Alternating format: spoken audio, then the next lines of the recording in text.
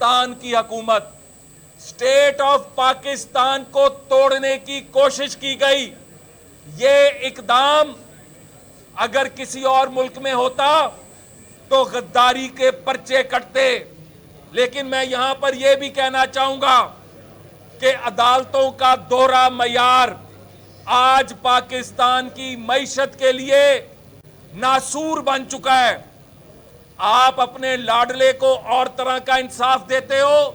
मुझे शर्म आती है जब तौहीने अदालत का मुल्जिम मुजरिम अदालत में आए और 5 रुकनी बेंच को इतनी भी जुर्रत ना हो कि उसको कहें कि आके खड़ा हो कटहरे में।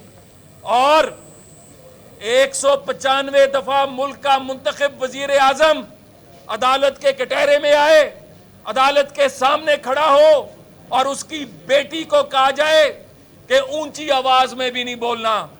तो जब यह दोहरा मयार होगा तो अदालतों पर सवाल होंगे। जब यह दोहरा मयार होगा पाकिस्तान में मईशत का इसी तरह जनाजा निकलेगा।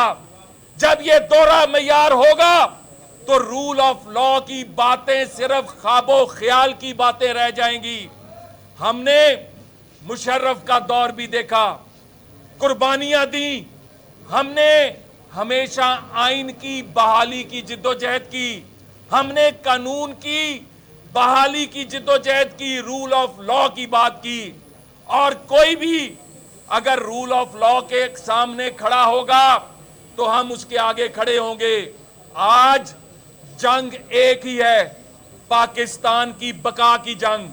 आज जंग एक ही है, पाकिस्तान को इस्तेहकाम दिलाने की जंग।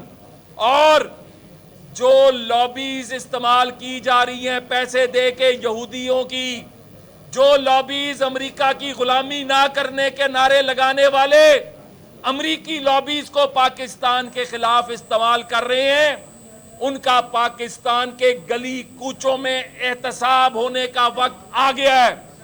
हम आज बेलें लेकर सैलाबज़दा इलाकों में निकल रहे हैं। हम अपने सैलाबज़दा भाइयों और बहनों के साथ खड़े होंगे।